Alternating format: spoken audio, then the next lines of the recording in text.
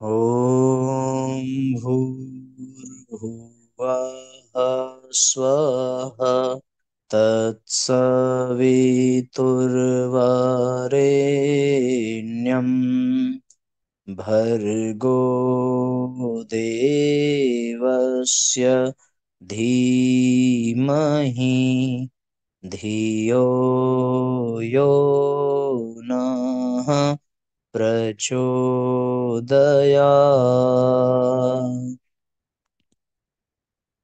ॐ चैतन्यं शाश्वतं शान्तं व्योमातीतं निरञ्जनं नादबिन्दुसमानीतं तस्मै श्रीगुरुवे नमः।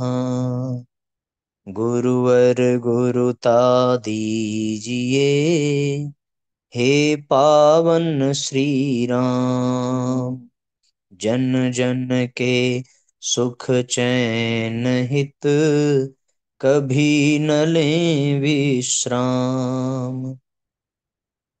ओम सद्गुरु चरण कमलेभ्यो नमः। वंदे भगवतीं देवीं श्रीरामञ्च जगद्गुरुं पादपद्मे तयोः श्रुत्वा प्रणमामि मुहुर्मुहुः। परम पूज्य गुरुदेव परम वंदनीय माता जी के दिव्य संरक्षण में विराजमान ऑनलाइन दैनिक स्वाध्याय के आज के 1653वें एपिसोड में आप सभी आत्मीय बंधुओं का बहुत बहुत स्वागत, बहुत बहुत अभिनंदन है।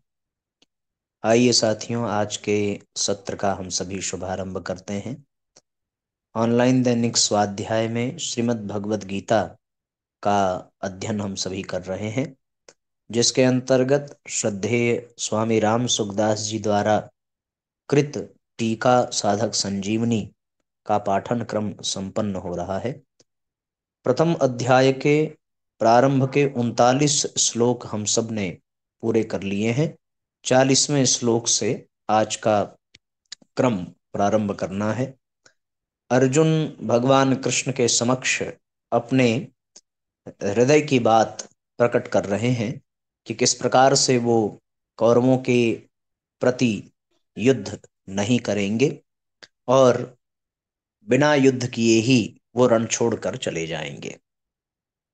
उनके दृष्टि में युद्ध करना और अपने कुल के लोगों का संहार करना अत्यंत पाप युक्त है, अत्यंत दोष युक्त है। उन दोषों की परंपरा का वर्णन आगे के श्लोकों में अर्जुन करेंगे। सभी परिजन शीघ्रता पूर्वक जुड़ जाएं और शीघ्रता पूर्वक अधिक से अधिक इसके लिंक को शेयर कर दें। कुलक्षये प्रणश्यन्ति कुलधर्माः सनातनाः, धर्मे नष्टे कुलम कृत्स्नम धर्मोऽभिभवत्युत। कुल का क्षय होने पर सनातनाः, सदा से चलते आए कुल धर्म नष्ट हो जाते हैं और धर्म का नाश होने पर बचे हुए संपूर्ण कुल को अधर्म दबा लेता है। जब युद्ध होता है तब उसमें कुल वंश का क्षय होता है। जब से कुल आरंभ हुआ है तभी से कुल के धर्म अर्थात कुल की पवित्र परंपराएं, पवित्र रीतियां, मर्यादाएं भी परंपरा से चलती आई हैं। परंतु जब कुल का क्षय हो जाता है तब सदा से कुल के साथ रहने वाले धर्म भी नष्ट हो जाते हैं। अर्थात जन्म के समय, द्विजाति संस्कार के समय, विवाह के समय, मृत्यु के समय और मृत्यु के बाद किए जाने वाले जो जो शास्त्रीय पवित्र रीति रिवाज हैं, जो कि जीवित और मृतात्मा मनुष्यों के लिए इस लोक में और परलोक में कल्याण करने वाले हैं, वे नष्ट हो जाते हैं। कारण कि जब कुल का ही नाश हो जाता है तब कुल के आश्रित रहने वाले धर्म किसके आश्रित रहेंगे। धर्मे नष्टे कुलम कृत्स्नम धर्मो भी भवत्युत। जब कुल की पवित्र मर्यादाएं, पवित्र आचरण नष्ट हो जाते हैं तब धर्म का पालन न करना और धर्म से विपरीत कर्म करना अर्थात करने लायक काम को न करना और न करने लायक काम को करना। अधर्म संपूर्ण कुल को दबा लेता है और अर्थात संपूर्ण कुल में अधर्म छा जाता है। अब यहाँ यह शंका होती है कि जब कुल नष्ट हो जाएगा, कुल रहेगा ही नहीं, तब अधर्म दबाएगा किसको? इसका उत्तर ये है कि जो लड़ाई के योग्य पुरुष हैं वे तो युद्ध में मारे जाते हैं, किंतु जो लड़ाई के योग्य नहीं है, ऐसे जो बालक और स्त्रियां पीछे बच जाती हैं, उनको अधर्म दबा लेता है। कारण कि जब युद्ध में शस्त्र शास्त्र व्यवहार आदि के जानकार और अनुभवी पुरुष मर जाते हैं, तब पीछे बचे लोगों की अच्छी शिक्षा देने वाले, उन पर शासन करने वाले नहीं रहते। इससे मर्यादा का, व्यवहार का ज्ञान न होने से वे मनमाना आचरण करने लग जाते हैं, अर्थात वे करने लायक काम तो करते नहीं और न करने लायक काम को करने लग जाते हैं। इसलिए उनमें अधर्म फैल जाता है। अधर्माभिभवात् कृष्ण प्रदुष्यन्ति कुलस्त्रियः स्त्रीषु दुष्टासु वार्ष्णेय जायते वर्ण संकरः। हे कृष्ण, अधर्म के अधिक बढ़ जाने से कुल की स्त्रियां दूषित हो जाती हैं, और हे वार्ष्णेय, स्त्रियों के दूषित होने पर वर्ण संकर पैदा हो जाते हैं। धर्म का पालन करने से अंतःकरण शुद्ध हो जाता है। अंतःकरण शुद्ध होने से बुद्धि सात्विक बन जाती है। सात्विकी बुद्धि में क्या करना चाहिए और क्या नहीं करना चाहिए, इसका विवेक जागृत रहता है। परंतु जब कुल में अधर्म बढ़ जाता है, तब आचरण अशुद्ध होने लगते हैं, जिससे अंतःकरण अशुद्ध हो जाता है। अंतःकरण अशुद्ध होने से बुद्धि तामसी बन जाती है। बुद्धि तामसी होने से मनुष्य अकर्तव्य को कर्तव्य और कर्तव्य को अकर्तव्य मानने लग जाता है, अर्थात उसमें शास्त्र मर्यादा से उल्टी बातें पैदा होने लग जाती हैं। इस विपरीत बुद्धि से कुल की स्त्रियां दूषित अर्थात व्यभिचारिणी हो जाती हैं। स्त्रियों के दूषित होने पर वर्ण संकर पैदा हो जाता है। वर्ण संकर का तात्पर्य परस्पर विरुद्ध धर्मों के मिश्रण होकर जो बनता है, उसको संकर कहते हैं। जब कर्तव्य का पालन नहीं होता, तब धर्म संकर, वर्ण संकर, जाति संकर, कुल संकर, वेश संकर, भाषा संकर, आहार संकर आदि अनेक संकर दोष आ जाते हैं। अर्जुन यहाँ कृष्ण संबोधन देकर ये कह रहे हैं कि आप सबको खींचने वाले होने से कृष्ण कहलाते हैं। तो आप यह बताएं कि हमारे कुल को आप किस तरह खींचेंगे, अर्थात किधर ले जाएंगे। वार्ष्णेय संबोधन देने का भाव है कि आप वृषणी वंश में अवतार लेने के कारण वार्ष्णेय कहलाते हैं। परंतु जब हमारे कुल वंश का नाश हो जाएगा, तब हमारे वंशज किस कुल के कहलाएंगे।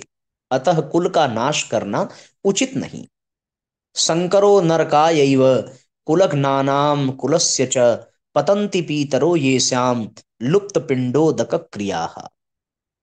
वर्ण संकर कुल घातियों को और कुल को नरक में ले जाने वाला ही होता है। श्राद्ध और तर्पण न मिलने से इन कुल घातियों के पितर भी अपने स्थान से गिर जाते हैं। वर्ण मिश्रण से पैदा हुए वर्ण संकर में धार्मिक बुद्धि नहीं होती। वह मर्यादाओं का पालन नहीं करता, क्योंकि वह खुद बिना मर्यादा से पैदा हुआ है। इसलिए उसके खुद के कुल धर्म न होने से वह उनका पालन नहीं करता, प्रत्युत कुल धर्म अर्थात कुल मर्यादा से विरुद्ध आचरण करता है। जिन्होंने युद्ध में अपने कुल का संहार कर दिया है, उनको कुलघाती कहते हैं। वर्ण संकर ऐसे कुलघातियों को नरकों में ले जाता है। केवल कुलघातियों को ही नहीं, प्रत्युत कुल परंपरा नष्ट होने से संपूर्ण कुल को भी वह नरकों में ले जाता है। जिन्होंने अपने कुल का नाश कर दिया है, ऐसे उन कुलघातियों के पितरों को वर्ण संकर के द्वारा पिंड और पानी, श्राद्ध तर्पण न मिलने से उन पितरों का पतन हो जाता है। कारण कि जब पितरों को पिंड पानी मिलता रहता है, तब वे उस पुण्य के प्रभाव से ऊंचे लोक में रहते हैं। परंतु जब उनको पिंड पानी मिलना बंद हो जाता है, तब उनका वहां से पतन हो जाता है, अर्थात उनकी स्थिति उन लोकों में नहीं रहती। पितरों को पिंड पानी न मिलने में कारण यह है कि वर्णशंकर की पूर्वजों के प्रति आदर बुद्धि नहीं होती। इस कारण उनमें पितरों के लिए श्राद्ध तर्पण करने की भावना ही नहीं होती।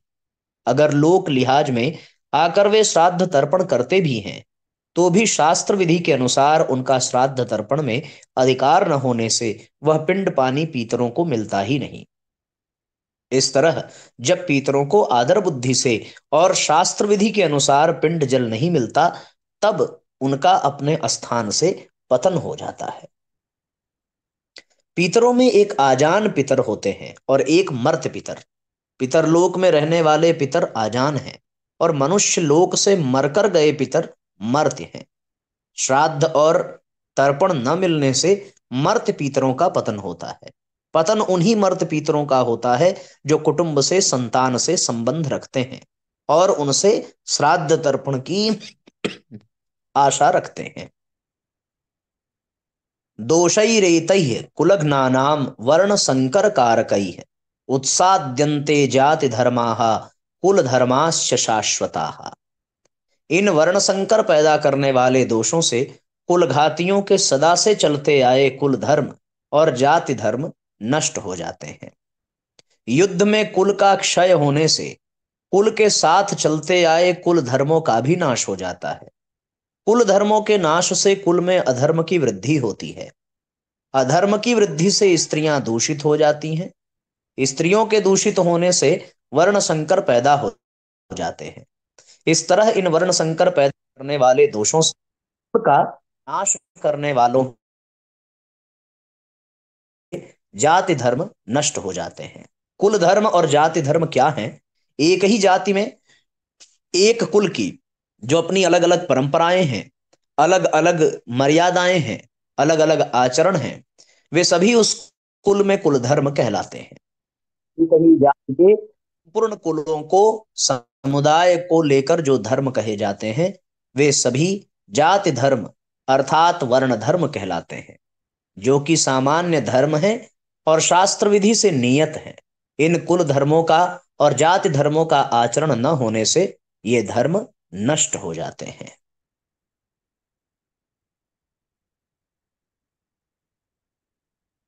इस तरीके से साथियों 43 श्लोक में कुल के धर्म और उसके प्रभाव और कुल की मर्यादाओं को और अधर्म को नष्ट होने पर उसका प्रभाव और परिणाम क्या होता है, इस पर अर्जुन बहुत सुंदर वक्तव्य भगवान के समक्ष रख रहे हैं। उत्सन्न कुल धर्माणाम मनुष्याणाम जनार्दन नरके नियतम वासो भवतीत्यनु शुश्रुमा। हे जनार्दन, जिनके कुल धर्म नष्ट हो जाते हैं उन मनुष्यों का बहुत काल तक नरकों में वास होता है, ऐसा हम सुनते आए हैं। अनुशुश्रुमा, शोकाविष्ट होने के कारण ही अर्जुन यहां अनुशुश्रुम परोक्ष लिट की क्रिया का प्रयोग करते हैं। भगवान ने मनुष्य को विवेक दिया है, नया कर्म करने का अधिकार दिया है, अतः यह कर्म करने में अथवा न करने में, अच्छा करने में अथवा मंदा करने में स्वतंत्र है। इसलिए इसको सदा विवेक विचार पूर्वक कर्तव्य कर्म करने चाहिए। परंतु मनुष्य सुख भोग आदि के लोभ में आकर अपने विवेक का निरादर कर देते हैं और राग द्वेष के वशीभूत हो जाते हैं, जिससे उनके आचरण शास्त्र और कुल मर्यादा के विरुद्ध होने लगते हैं। परिणाम स्वरूप इस लोक में उनकी निंदा, अपमान, तिरस्कार होता है और परलोक में दुर्गति, नरकों की प्राप्ति होती है। अपने पापों के कारण उनको बहुत समय तक नरकों का कष्ट भोगना पड़ता है। ऐसा हम परंपरा से बड़े बूढ़े गुरुजनों से सुनते आए हैं। पद में कुलघाती और उनके कुल के सभी मनुष्यों का समावेश किया गया है, अर्थात कुलघातियों के पहले जो हो चुके हैं उन पीतरों का अपना और आगे होने वाले वंश का समावेश किया गया है। युद्ध से होने वाली अनर्थ परंपरा के वर्णन का खुद अर्जुन पर क्या असर पड़ा, इसको आगे के श्लोक में अर्जुन बताते हैं। अहो बत महत पापम कर्तुम व्यवसिता वयम यद्राज्य सुख लोभेन हंतुम स्वजन मुद्यताः। यह बड़े आश्चर्य और खेद की बात है कि हम लोग बड़ा भारी पाप करने का निश्चय कर बैठे हैं, जो कि राज्य और सुख के लोभ से अपने स्वजनों को मारने के लिए ही तैयार हो गए हैं। ये दुर्योधन आदि दुष्ट हैं, अहोबत स्वजन मुद्यताः। इनकी धर्म पर दृष्टि नहीं है, इन पर लोभ सवार हो गया है, इसलिए ये युद्ध के लिए तैयार हो जाएं तो कोई आश्चर्य की बात नहीं है। परंतु हम लोग तो धर्म अधर्म को, कर्तव्य अकर्तव्य को, पुण्य पाप को जानने वाले हैं। ऐसा जानकार होते हुए भी अनजान मनुष्यों की तरह हम लोगों ने बड़ा भारी पाप करने का निश्चय विचार कर लिया है। इतना ही नहीं, युद्ध में अपने स्वजनों को मारने के लिए अस्त्र शस्त्र लेकर तैयार हो गए हैं। ये हम लोगों के लिए बड़े भारी आश्चर्य की और खेद की बात है, अर्थात सर्वथा अनुचित बात है।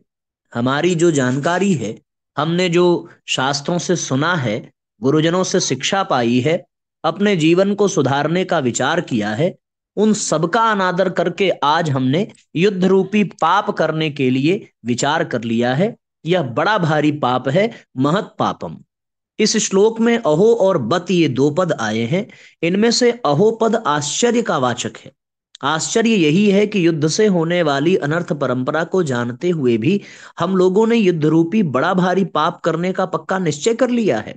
दूसरा बत पद खेद का, दुख का वाचक है। दुख यही है कि थोड़े दिन रहने वाले राज्य और सुख के लोभ में आकर हम अपने कुटुंबियों को मारने के लिए तैयार हो गए हैं। पाप करने का निश्चय करने में और स्वजनों को मारने के लिए तैयार होने में केवल राज्य का और सुख का लोभ ही कारण है। तात्पर्य है कि अगर युद्ध में हमारी विजय हो जाएगी तो हमें राज्य वैभव मिल जाएगा, हमारा आदर सत्कार होगा, हमारी महत्ता बढ़ जाएगी, पूरे राज्य पर हमारा प्रभाव रहेगा, सब जगह हमारा हुक्म चलेगा, हमारे पास धन होने से हम मनचाही भोग सामग्री जुटा लेंगे, फिर खूब आराम करेंगे, सुख भोगेंगे। इस तरह हमारे पर राज्य और सुख का लोभ छा गया है, जो हमारे जैसे मनुष्यों के लिए सर्वथा अनुचित है। इस श्लोक में अर्जुन ये कहना चाहते हैं कि अपने सद्विचारों का, अपनी जानकारी का आदर करने से ही शास्त्र, गुरुजन आदि की आज्ञा मानी जा सकती है। परंतु जो मनुष्य अपने सद्विचारों का निरादर करता है, वह शास्त्रों की, गुरुजनों की और सिद्धांतों की अच्छी अच्छी बातों को सुनकर भी उन्हें धारण नहीं कर सकता। अपने सद्विचारों का बार बार निरादर तिरस्कार करने से सद्विचारों की सृष्टि बंद हो जाती है। फिर मनुष्य को दुर्गुण, दुराचार से रोकने वाले है ही कौन? ऐसे ही हम भी अपनी जानकारी का आदर नहीं करेंगे तो फिर हमें अनर्थ परंपरा से कौन रोक सकता है? अर्थात कोई नहीं रोक सकता। यह यहां अर्जुन की दृष्टि युद्ध रूपी क्रिया की तरफ है। वे युद्ध रूपी क्रिया को दोषी मानकर उससे हटना चाहते हैं, परंतु वास्तव में दोष क्या है, इस तरफ अर्जुन की दृष्टि नहीं है।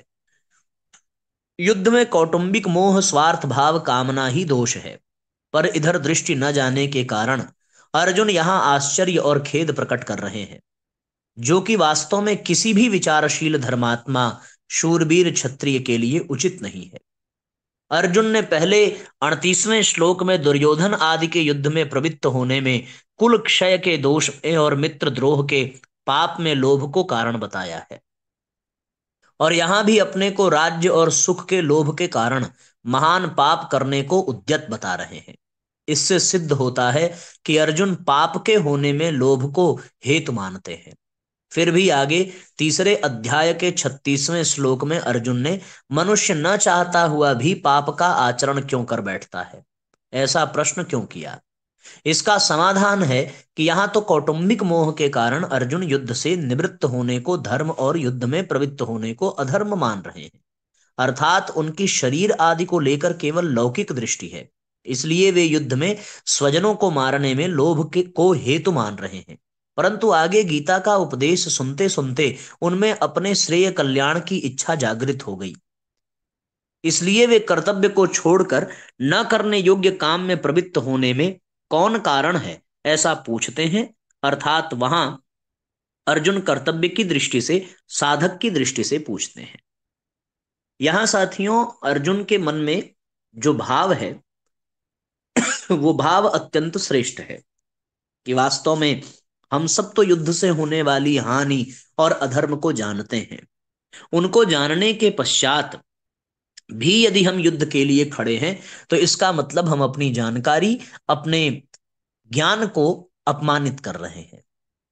युद्ध रूपी क्रिया की तरफ है अर्जुन का ध्यान।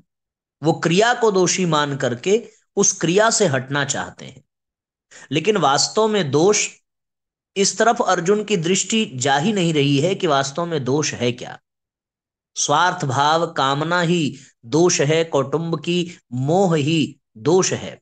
पर इधर दृष्टि अर्जुन की जा नहीं रही है, और वो आश्चर्य और खेद प्रकट कर रहा है, जो कि वास्तव में किसी भी विचारशील धर्मात्मा, शूरवीर, क्षत्रिय के लिए उचित नहीं है।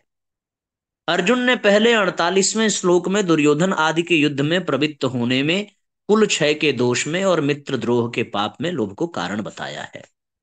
और यहां भी अपने राज्य और सुख के लोभ के कारण महत पाप को उद्यत बता रहा है। यहां अर्जुन की स्थिति यह है साथियों, कि वो लौकिक दृष्टि से इन चीजों को देख रहा है, शरीर आदि को। लेकिन तात्विक दृष्टि क्या है, वो अभी उसके पास वैसी दृष्टि नहीं है। आश्चर्य और खेद में निमग्न हुए अर्जुन आगे के श्लोक में अपनी दलीलों का अंतिम निर्णय बताते हैं। यदि माम प्रतीकार यदि माम प्रतीकारम शस्त्रम शस्त्र पाणयः धार्तराष्ट्रा रणे हन्युस्तन्मे क्षेम तरम भवेत। अगर हाथों में शस्त्र अस्त्र लिए हों धृतराष्ट्र के पक्षपाती लोग, युद्ध भूमि में सामना न करने वाले तथा शस्त्र रहित मुझे मार, तो वह मेरे लिए बड़ा ही हितकारक होगा। ऐसी बात अर्जुन यहां पर स्पष्ट रूप से कह रहे हैं।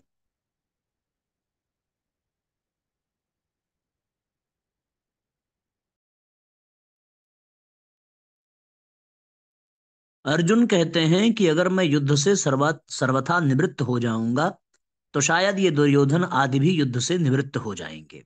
कारण कि हम कुछ चाहेंगे ही नहीं, लड़ेंगे भी नहीं, तो फिर ये लोग युद्ध करेंगे ही क्यों। परंतु कदाचित जोश में भरे हुए तथा हाथों में शस्त्र धारण किए हुए ये धृतराष्ट्र के पक्षपाती लोग सदा के लिए हमारे रास्ते के कांटे निकल जाएं, वैरी समाप्त हो जाएं, ऐसा विचार करने करके सामना न करने वाले तथा शस्त्र रहित मेरे को मार भी दें, तो उनका वह मारना मेरे लिए हितकारक ही होगा।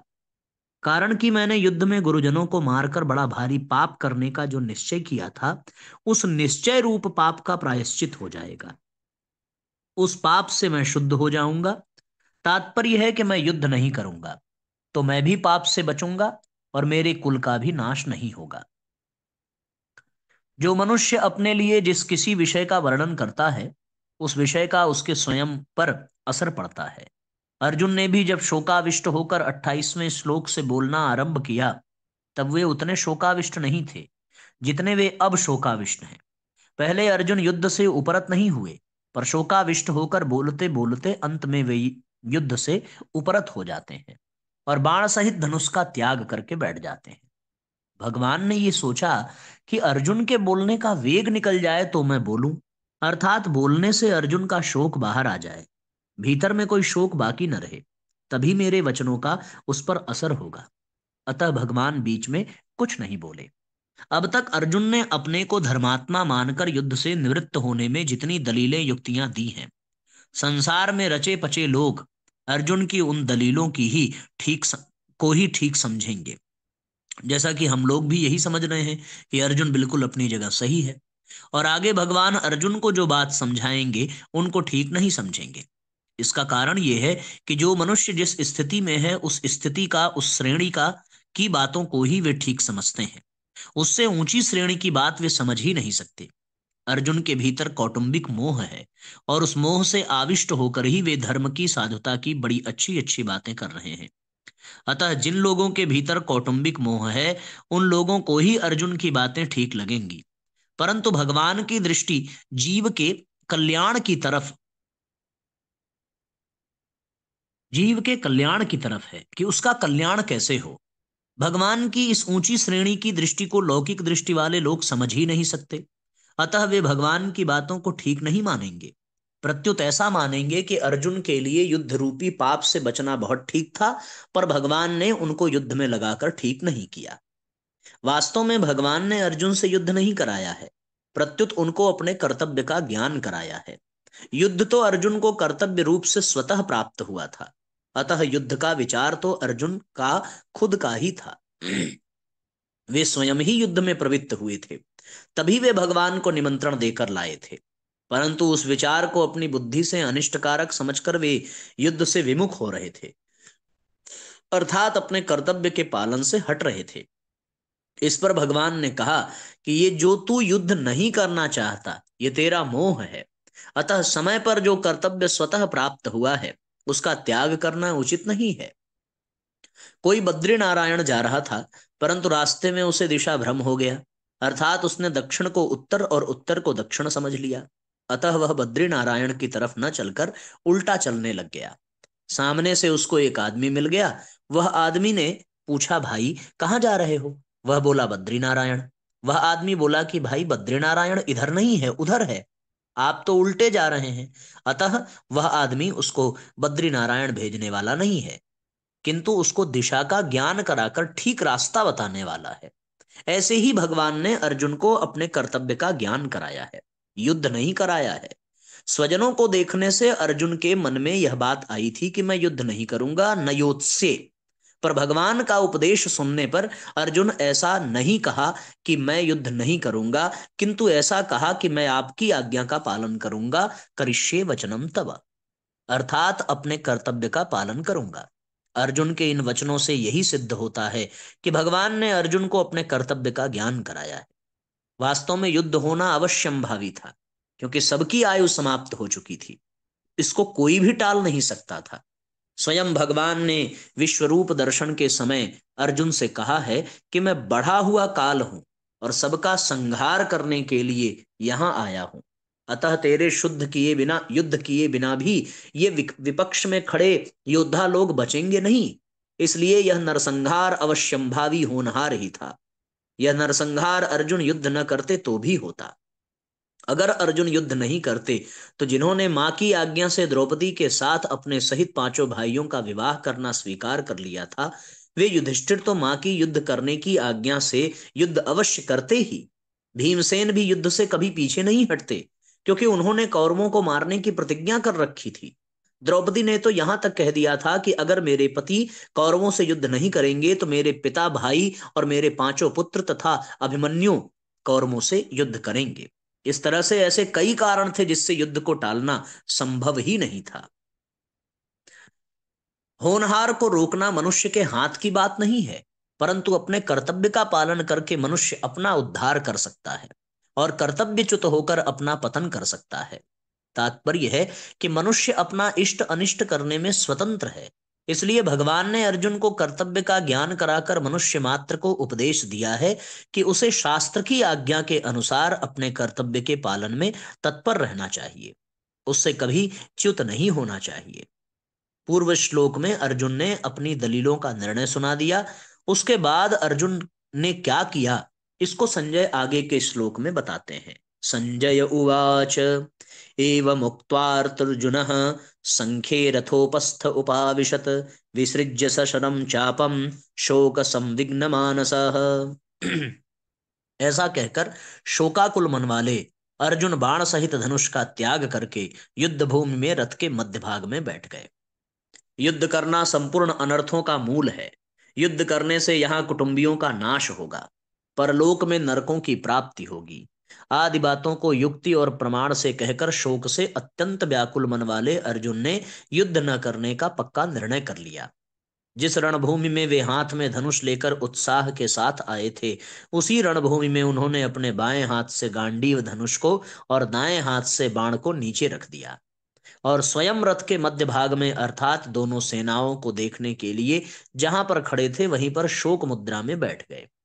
अर्जुन की ऐसी शोकाकुल अवस्था होने में मुख्य कारण है भगवान का भीष्म और द्रोण के सामने रथ खड़ा करके अर्जुन से कुरुवंशियों को देखने के लिए कहना और उनको देखकर अर्जुन के भीतर छिपे हुए मोह का जागृत होना। मोह के जागृत होने पर अर्जुन कहते हैं कि युद्ध में हमारे कुटुंबी मारे जाएंगे। कुटुंबियों का मरना ही बड़े नुकसान की बात है।